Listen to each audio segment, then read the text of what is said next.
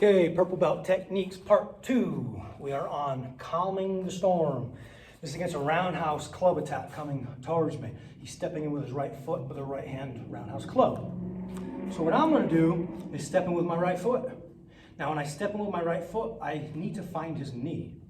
If he steps over the line and his foot is at 12, then I would step into 12 in a neutral bow. If his leg is a little bit wide and steps around 11:30, then guess what? My right foot steps across the line to 11:30. Either way, I'm in a neutral bow.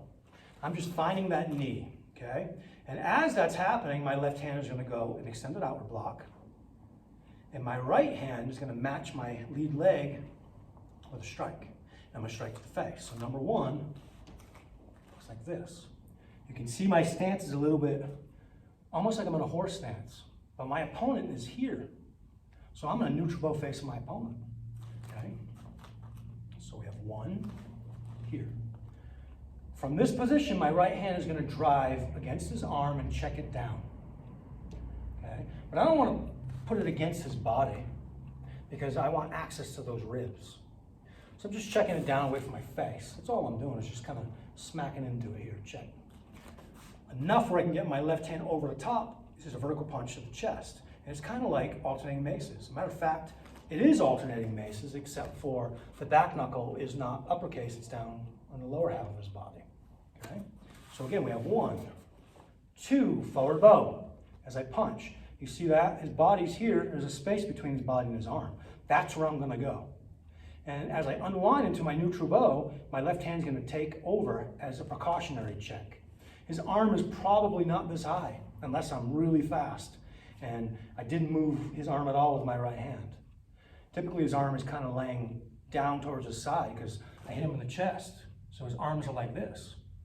So my goal is to get into these ribs as much as I can because I got to find some space because of where I positioned him. So my left hand is kind of in the middle of nowhere.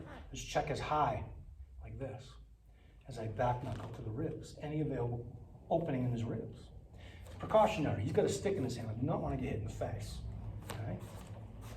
So we have 1, 2, over the top. My right hand is low. 3, back knuckle.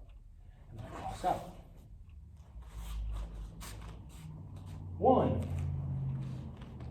2, 3. Make it dynamic if you can. Calming the storm, let's move to the side. 1, 2, 3. Cross out. Okay, number 14, we have darting mace. It's a 2-hand grab to my wrist. We've done something similar with crossing talon, but that was a single hand grabbing my wrist. So it's 1 against 1. But when I start getting 2 against 1, it creates a little bit of a problem. We can still handle it as Kempoists, we're just going to do something different this time. Okay? So when he's here grabbing, I'm going to step in, I'm going to drive my forearm. You see how I loaded my forearm? I'm driving it down. Now, can I afford to chamber? Because I'm always taught, or I'm always teaching not to chamber as we move, right? But I can do it here because he's got 2 arms on my arm. He's got 2. So he can't punch me if both his arms are busy. So I can afford this small little lift right here. And because I really need it. So I'm going to drive this down and I'm going to anchor my elbow to my body so everything's fused together as I drive both of his arms into my forearm here. I'm trying to loosen up this grip. And now he may not loosen because this isn't going to knock him out in any way. It's not going to break his arm in any way. It's going to hurt him. So I'm going to insist. So as soon as I drop here, I'm going to raise this 4-knuckle punch right into his jaw. Just raise his head. And we'll kind of call this a ricocheting strike. Okay? I'm ricocheting off my body. So right under the chin, right under the jawbone here. Lift him up. As that's happening, I pull my right hand back. I need to get away from that grip. So I got to be doing that in conjunction with each other. So I'm chambering as I'm striking. So I'm here. I come forward. I drive, and regain my posture. And at the same time, that's being pulled back. And now I'm going to check down to keep his arms from hitting me. And again, here's that loop. And I thread the needle into a forward bow, right into the solar plexus. As he bends forward, I'm going to meet that action. I'm going to borrow that force. I'm going to take my right leg and do a rear cat stance. So I bring it up to the rear. So it's 1 or 2, and then 3 right under the neck. And I'm going to step in, finish my stance, my foot maneuver, is a heel palm to the face. So we are, of course I'm trying to re-grab here too, but I'm not getting a lot of luck. 1, 2, 3, rear cat 4, and 5. 1, 2, 3, 4, 5.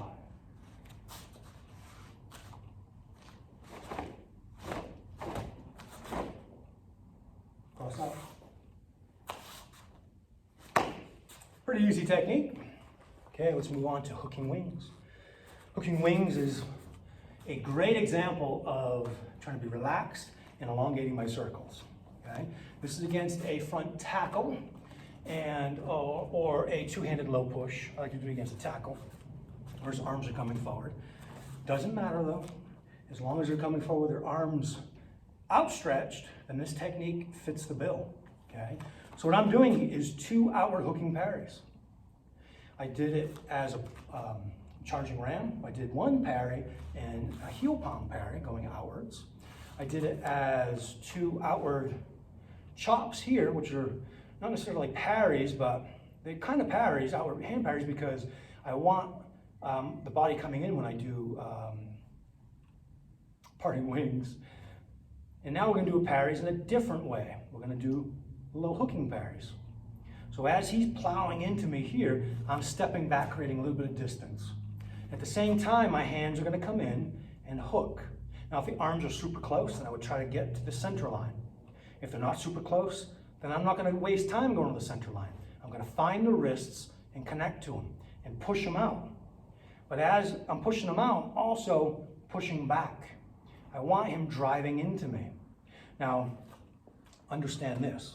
If they are really fast and they're really a big person, you don't have time, or you don't want to drive them into you at the same time and close that gap so fast you can't even throw your kick. So you have to be, whatever the attitude shows, or smart, you have to take that to heart. If they're just like kind of doing this and going to grab with a small shuffle, then I can afford to bring him into me so I get that borrowed force. But if there's so much force, backup mass coming from him, I don't want to drag him into me. I might not have time to get this kick. My kick is up and he just stuffs it, and now I'm in a single leg position where he just dumps me on my back and starts pummeling me from the ground, right? So what I want to do here is watch the situation, see how he's attacking me. But the by the books way is to hook, pull back, because my right hand is going to follow this loop. If I was to go out to the side to get that kick in, my right hand can still loop and drop. Okay? We do by the books. Stepping back, outward parries, and they're coming back towards the corner of the rooms, and I'm feeding a kick into that space. My right hand never stops moving, but it also doesn't make the biggest circle in the world. Okay? You've got to elongate this circle. My left hand is circling as well as it returns to check.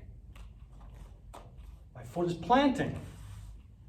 So all that has to be timed together. So my foot plants as I do a hammer fist to the face. Okay? It's a tricky, tricky timed signature to the end of this technique. We have 1, 2. Okay?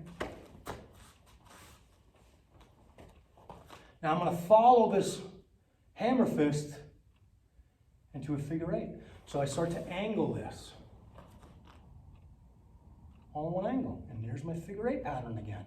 I don't want to make the biggest circle in the world here either. Elongate it. Smash. Almost a straight line right there. Okay.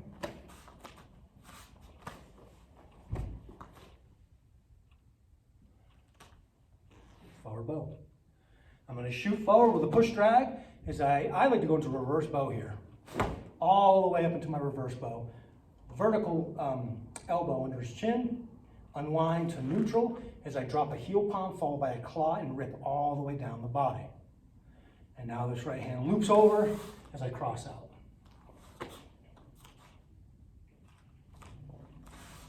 One, find the elongated loop. Left hand's gonna go into checking position as I land. Straight line at an angle. Get some hip action here. Forward bow. Shoot forward. Reverse bow. Unwind, heel palm, rip. Cross out. Okay, one more time from the back.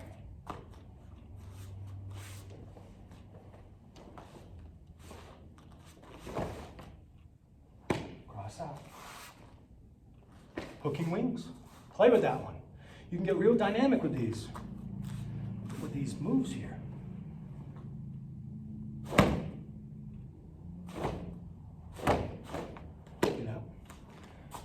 Okay, let's move it along. We have shield and sword. Shield and sword is a pretty big technique for this form, for this belt. Okay, there's a lot of stance changes in this one, and the stance changes have you taking very small angles.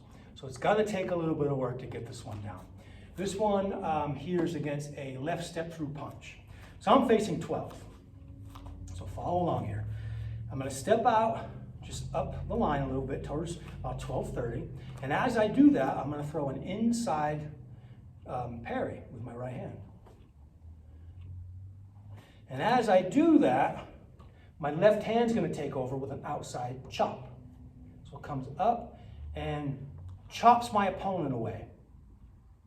I'm using a long-range weapon, and I want to create some space. So when I go out, my body's going to start taking an angle out towards 130. So as I'm stepping in, my forward bow goes towards 130. My right hand's preloaded. It's kind of like 5 swords. And now I'm going to unwind here into a horse stance facing 1030 as I drive this to the back of his neck. You can come down if you're taller than him onto his shoulder and hook in like this. It's going to pull him back into you. But if you're a little bit shorter, it's hard to do that. What I don't want you to do is throw a chop to his shoulder blade. Because again, I said this before, people pay for massages like that, right? It's not going to hurt. It's going to feel pretty good. I mean, even if you're chopping them pretty hard, it's not going to knock them out, okay? You want to go for the side of the neck right here. Out to 130. So I can step out towards about 1230 here, but when I turn, my body goes into a forward bow. I should just say 130, might make it simpler for you. But I don't want such a big angle because I don't want to be out of range. So I kind of split the difference. And now I unwind as my left hand still checks and hit that side of the neck. Now, even when I strike to the neck, whether it's the shoulder or the neck, I still curl my hand and jerk back a little bit. There's not a lot of distance right here. There's only, 7-8 inches. So when I pull in, he falls into me 7-8 inches. So I know when I go into a forward bow now facing 12 o'clock, my elbow is going to reach his ribs. If I was to go to 130 again, I would miss his ribs. So I have to split that triangle up again. I want to get out of the way of the punch, so I get out of the way. I unwind with a long-range weapon. That works, and now I get to pull him into me and use a short-range weapon. So I change the angle of my stance to 12. So the first one goes to 1230 as far as my ending stance. My second one is now forward bow facing 12 as I elbow. And now my left hand's going to turn to a waiter's hand check. And as that happens, my right hand's going to make a small loop, not a big loop, with a middle knuckle strike. And I'm going to step to 430. I'm going to unwind and blast this across his kidney. 1. And the idea is he goes like this because I hit him in the kidney. That's the reaction you get from the kidney. And now my right foot is, if you read the book, I say the book as the traditional Ed Parker American Kempo books, this right foot will go to the kidney. But most of us that have done this for many years realize that it's extraordinarily painful to kick them when they're in this position to the kidney because their elbow's right there. And the top of your foot hits that elbow and you're walking like this for a week. So I have changed that kick to the inside of the leg. And it's the inside, or to a leg, I should say. Because depending on where he's been moved throughout your last strike here, you might only have access to the outside of his right leg or the back side here to the right leg, and that's fine. But it feels really bad to hit the inside of the left leg. He's standing literally like this. So if you can get your foot in here, it just buckles him around, and it's really painful. So that is my goal when I do this technique, is to hit to the inside of the left knee if I can. Okay, so I come forward, 1, I'm stepping out. Let's say 130, we'll just make it easier, okay? 2, 10 o'clock. I'm in a forward bow facing 130. I unwind facing 10 in a horse stance. I chop to the neck. Curl and hook as I go to a 12 o'clock into my forward bow this time, dropping a short range elbow to the ribs. Okay? And now I'm going to loop my left hand to a waiter's hand check, drop my right hand so I can, raise my right hand so I can drop it into a middle knuckle strike to the kidney, or a hammer fist to the kidney, or just a punch to the kidney, like a chopping punch, whatever feels good to you, as I unwind by stepping to 430 here, and it's gonna feed my kick. So I have 1, he bends away, puts the weight in his leg, I kick the inside of the leg or the outside of the right leg and plant out. Once you get that technique, it is such a beautiful technique, but it's not easy. Okay. 130-ish, I'm gonna say ish. Parry, chop. Unwind, horse stance, facing 1030. Chop his neck, pull him in, not the shoulder blades, guys. Elbow. Waiter's hand check as I walk the circle, my right hand comes up, a small circle, and straight line right across his kidney. 1, 2, cross out. Okay, I do it one more angle here.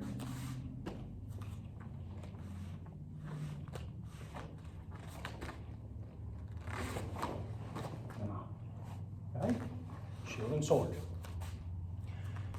Oh, we have gift and return now. Gift and return is against a handshake.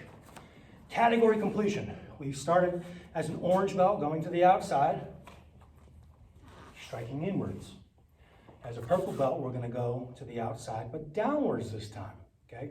In orange belt, we're kind of going high. We're doing the upper half of the body. So we're completing the outside variation of a handshake now to the lower side. I'm here. I take my left hand and I put it over my right. And as I do that, I'm going to step out to about 11 o'clock. And I'm going to drive his hand and my hand between his legs. Boom!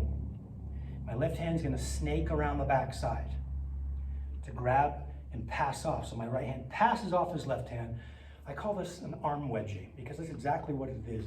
And the kids really memorize or remember this technique because of that. Because it's really tricky. It's a really strange angle. It's a big angle change on the second move. So this kind of helps understand what we're doing. Pretty funny technique. So I'm here. Drive. Hand off. Right from here, my right hand comes out and goes onto his hip. The goal of mine is to get him to tip forward. So his head's here, his back is here, his rump is right here, and his legs are planted here. I need to get behind him. I don't want him to stand up and follow me, so I put my hand on his hip. I pull up with the arm as I push down. So there's a fulcrum or a lever. And as I do that, I'm going to spin all the way around to 10 o'clock with my stance. Pulling hard, I want his face to plant against the ground if I can. And now I have direct access to a knife edge kick to the back side of his his left leg, So I step across through this line, this space. I let go of everything as I kick. 1, and now I plant towards 6 o'clock. I change my angle because he's falling. So I'm following the fall. And now my left knee goes right up into his spine. As I plant, I cross over with my right foot towards 130. Over the top, step out to 11 o'clock. Left hand goes in the back, grabs and passes off. Right hand comes out, goes on his hip. And now I spin all the way to 10:30 as I push and pull. He's going forward. I let go, on guard. I kick, knife edge kick to the back of his left, towards, that's towards 4:30. I changed my clock around for a second, got me messed up. I kick towards 4:30, I plant towards 6, and I drive a knee to his spine. Plant back where I started, and I cross over. Now.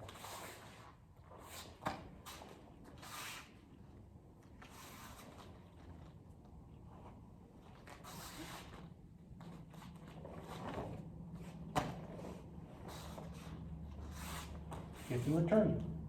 I'm returning his gift. I don't want it. Okay, now we have bow of compulsion.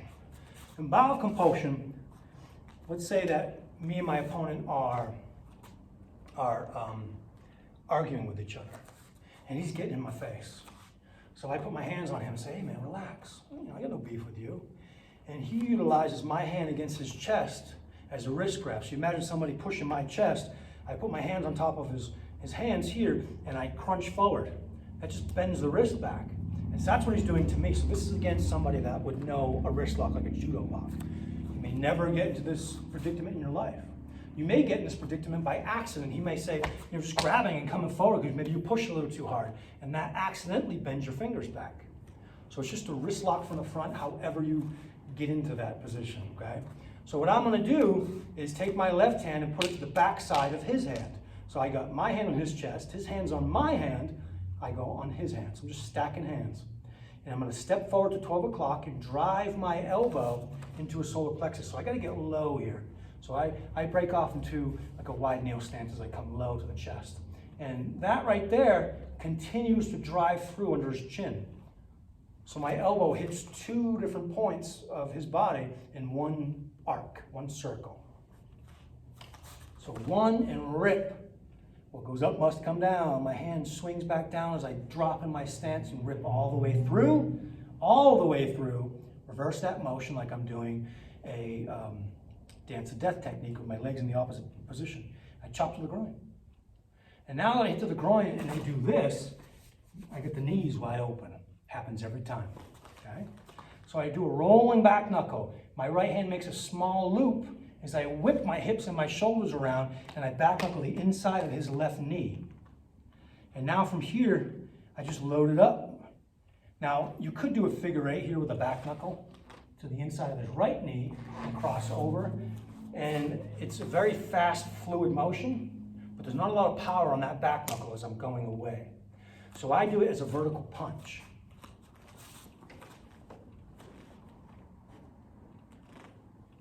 One,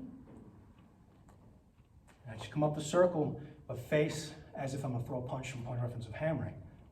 And drive a punch to the inside of his left knee. And cross it over. Okay.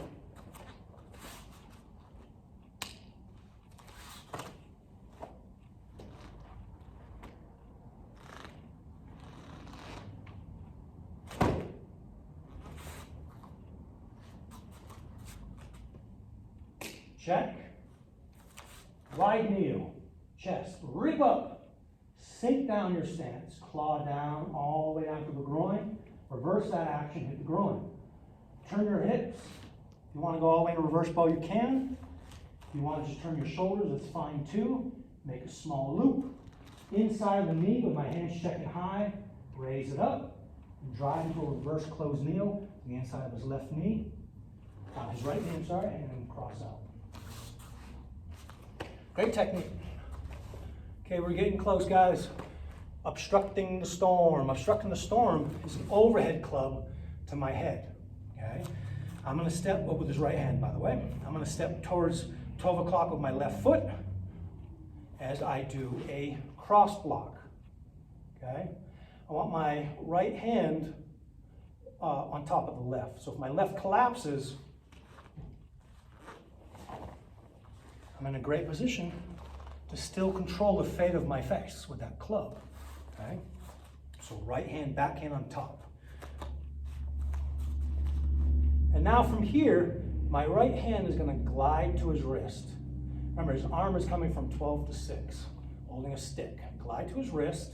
My left hand is gonna go towards my chest, clockwise to his arm. I can liken this to grasp of death as a white belt. I'm here,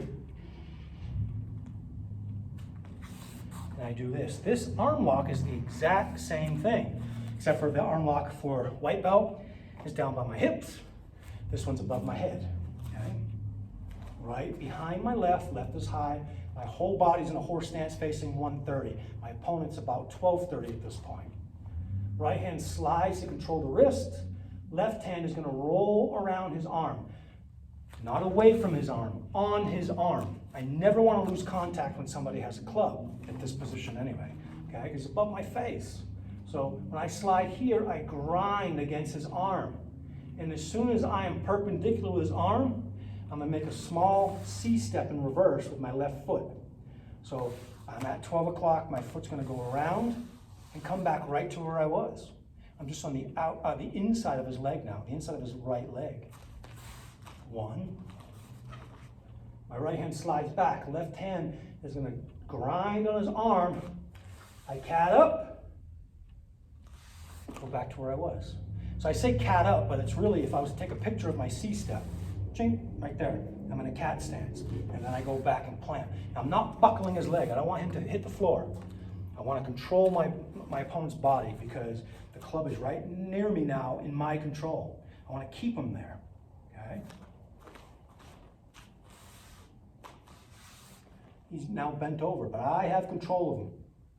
And now right from this position, I'm going to take my right knee, and about 12:30 is where his head is. I'm going to stay right where I am and drive a knee in that space. Let go, cross over. Now as I cross over, because of the position of his arm versus my arm, I just slide back with my crossover and pull the club out of his hand. So I'm at his wrist with my right hand. As I throw the knee, I almost forget the knee. I throw the knee, and when I plant, I peel backwards and grab the club. And now cross out. So I have the club at this point. 1, right behind the left. 2, slide, roll, plant. Don't buckle. Just plant on the inside of his leg to check that leg. As I push him down, I drive the knee into that space, get some borrowed force, step back, and as I step back, I peel the club out of his hand and cross over. The hand takes the lead and back. Okay?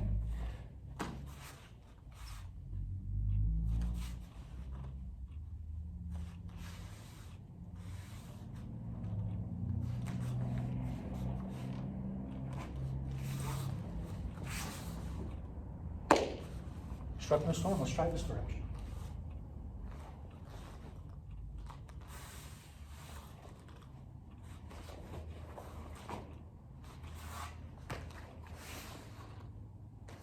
Good. Okay, what are we on? Twin kimono. We're going to do a 2-hand lapel grab because it's a twin kimono versus a single kimono, which is lone kimono. It's kind of the same technique, except for because he's got both of his arms, I don't have the luxury of just breaking one of those arms, because the other one is kind of like a rooftop and stopping my upward motion. I can't get through to break that one arm because the other one's in the way. So what I'm going to do here is pin just like I did before. I'm going to step back to 6. I'm going to drive to the outside arm, to his right arm, and try to bend that elbow as much as I can. I can't break it because his left arm is in the way. Or like this. I can't break one arm if I can't raise through that second arm. So it makes it really hard to do. So I'm just going to hit it as hard as I can and hope something happens. Okay? Hope I can bend that elbow, hurt that elbow, hit the tricep, whatever I can get. And now from here is where the fun begins, where the change begins. I'm going to step my left foot back to 430. I'm going to cut the circle, shorten the circle here. And as I step, I'm going to drive a back knuckle to his chest so he comes forward. And now, as I unwind from here, I'm going to loop around, just like lone kimono, and clear both of his arms. So my angle is off just a little bit. And now I push drag forward as I drive a chop right to his neck. Okay? So lone kimono was here, attacking just one arm. Twin kimono, I don't have that luxury anymore. So I got to find a new way to make this work for myself. I do it by walking the circle, stepping to 430, hitting him in the chest to get him to bend forward. And now I clear those arms, boom, and push drag. Of course, you can clear those arms if you're a higher rank with a little bit more dynamic motion. So I'm here, and I drop all the way in reverse bow and come back around. So it gets us a lot more hip action. It takes a little bit more time, but risk versus reward. I lose a little bit of time, but I'm more skilled now. So I can gain a lot more power. What do you want more? What's more important to you? What's going to work better in this scenario?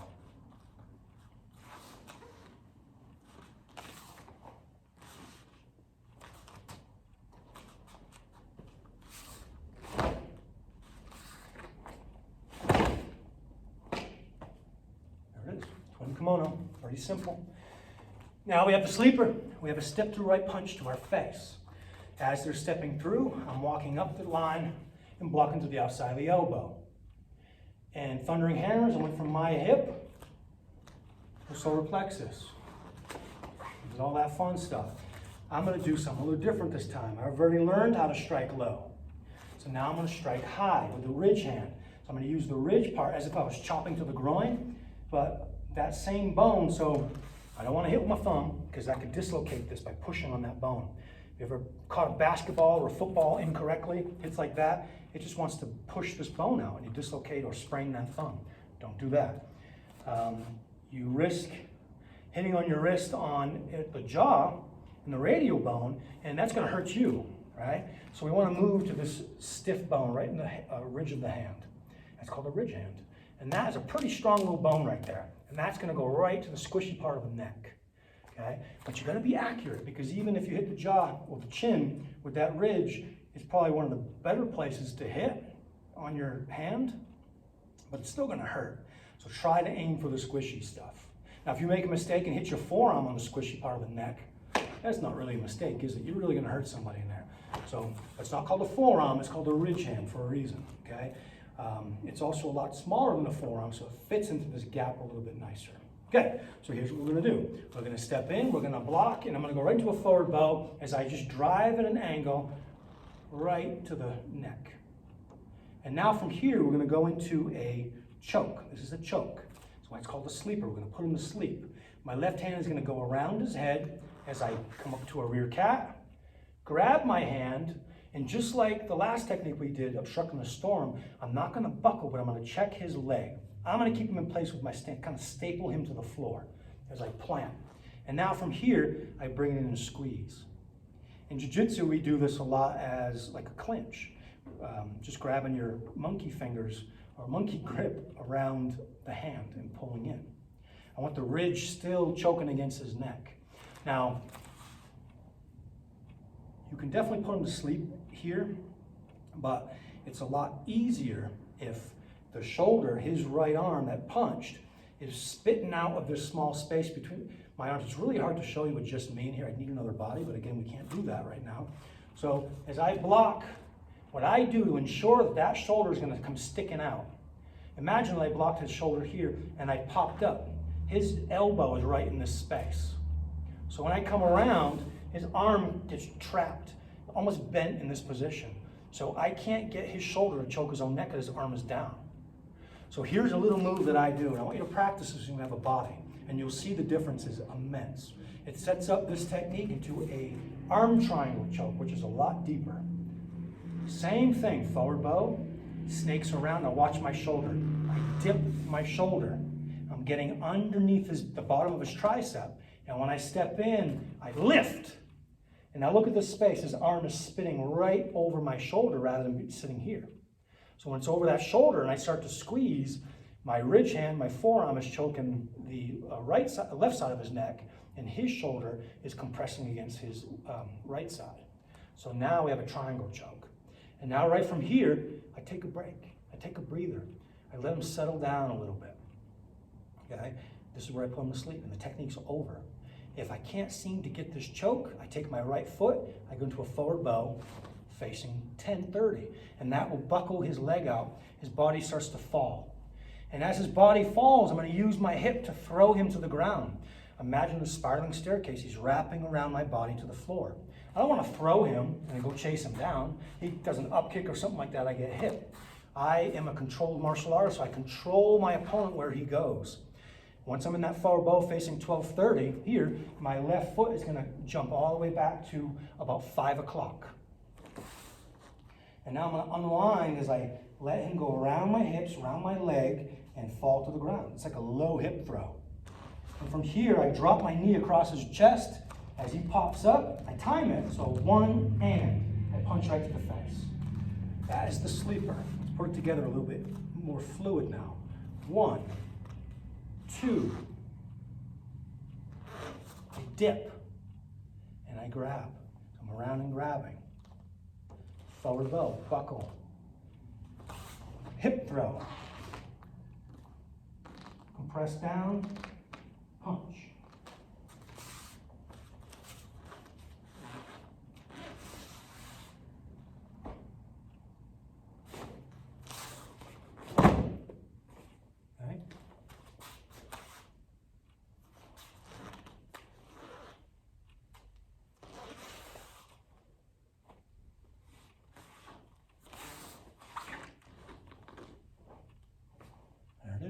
sleeper. Spiraling twig. This is a bear hug with my arms free. I'm gonna crack the shell of this, or the rind of this fruit. So my middle knuckles are gonna punch the back side of the hand. Oh, I should explain. He's grabbing me with my arms free from the back. So it's a bear hug, arms free from the back. So I'm gonna crack against the back of his hands. We've done this in orange belt techniques, crash and wings, okay? And it's the same thing. So one and crash. His arms are sticking out like this through these little spaces. So my hands, my thumbs go to the hard part, the back side of his right hand, and my fingers go to his palm. And I'm gonna compress this. I don't care so much about his left hand controlling it with my hands, because I'm using my arm pinned against my body to control that hand. And now my left foot's gonna go all the way to 130. And as I unwind around towards him, my anchored elbow is against his elbow. And I'm gonna snap it as I step back all the way to 12 o'clock, facing 6. And I'm gonna bend his wrist to the front. And now I'm gonna kick with a ball kick, or an upward lifting kick to the head. So I'm using the top of my foot, or my shin. I'm sorry, to the chest. This kick's going to the chest. And my right hand drops. So when I plant forward, I back knuckle to the face. Okay? Pretty simple technique. Fun though. One, peel. Grab and control. This is the major move of this technique. Step and break. In Gracie Jiu-Jitsu, this is just an arm lock. A standing arm lock is what they call this. It's the same thing. Unwind and roll his wrist back. Controlling his wrist, a wrist lock. Kick. Right hand drops, left hand controls the wrist. Plant forward, back knuckle.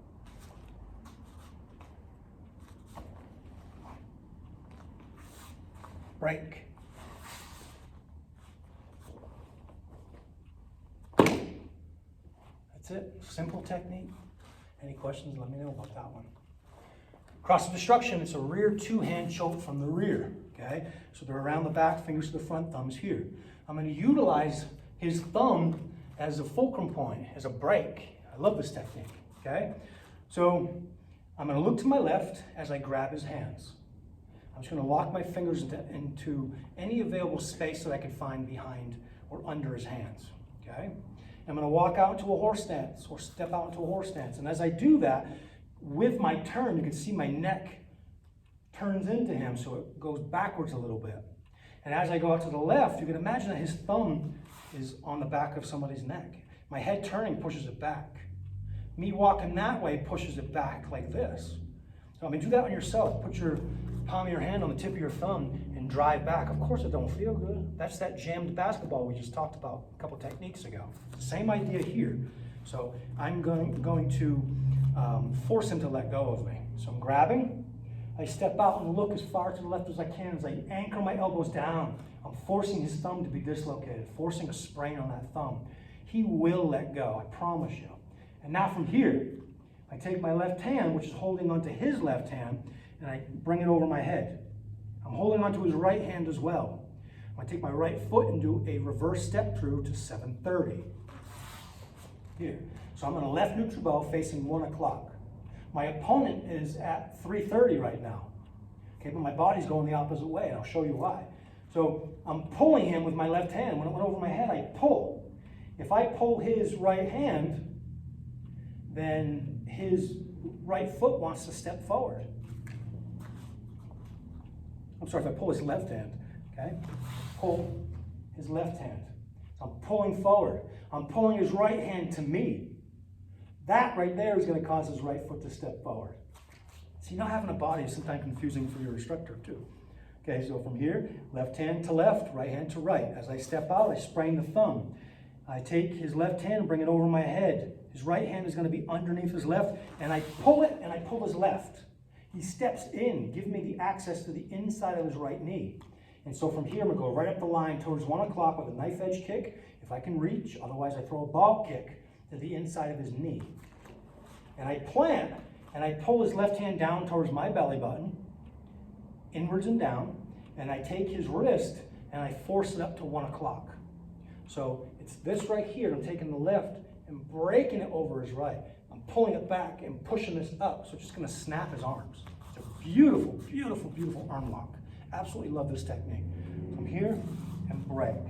Over my head, pull his left hand down towards my hip, pull his right hand in. He steps with his right foot. If he does not step with his right foot, then I would just chop into his left knee, which is right in front of me here, and do the exact same technique. Okay? And I break, and my body goes out towards 10:30. Okay?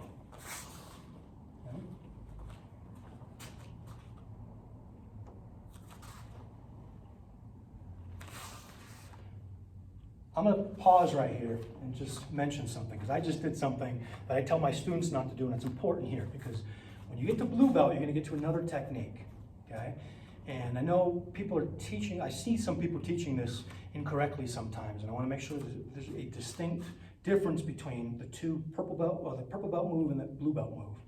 The blue belt move has me pulling the hand forward, turning the wrist, and break down.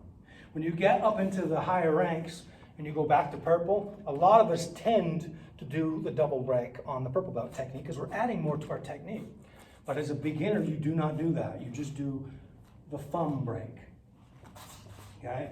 I stopped and said that because I went right into this. And I want to make sure that we understand that that's not supposed to be there as an orange belt working on purple belt material. Okay? We'll start that over. We all make mistakes. Spraying the thumb. Step back to 7:30. Pull and pull. Kick and break towards 1 o'clock, 1:30. Cross out. And we're done.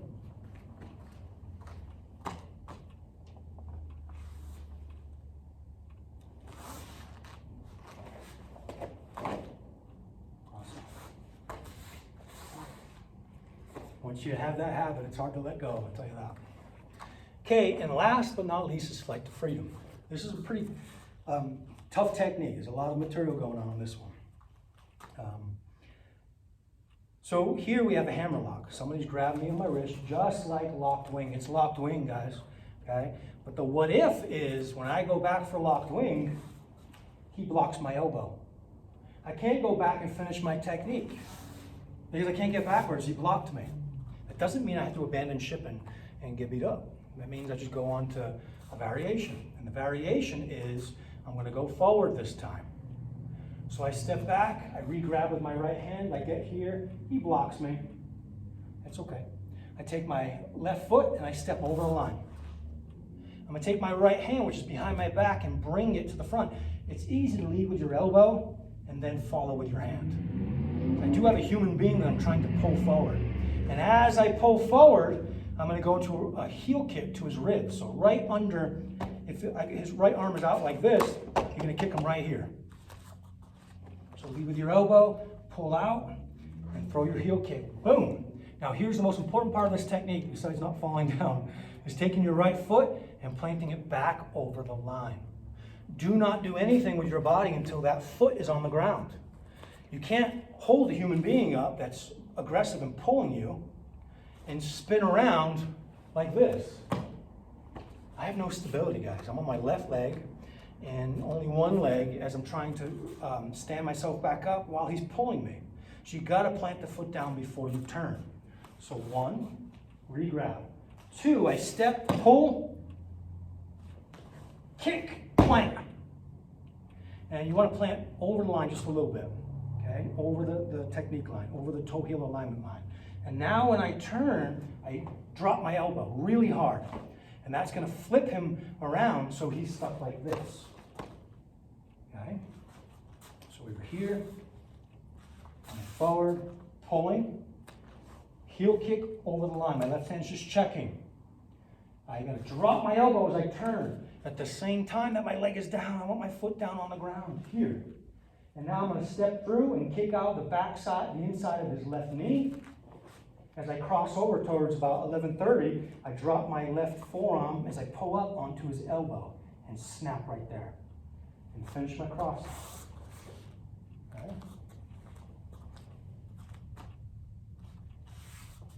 1, he blocks it. 2, plant. Drop this and turn. right into my knife edge kick. My check turns into a strike, climb, step out.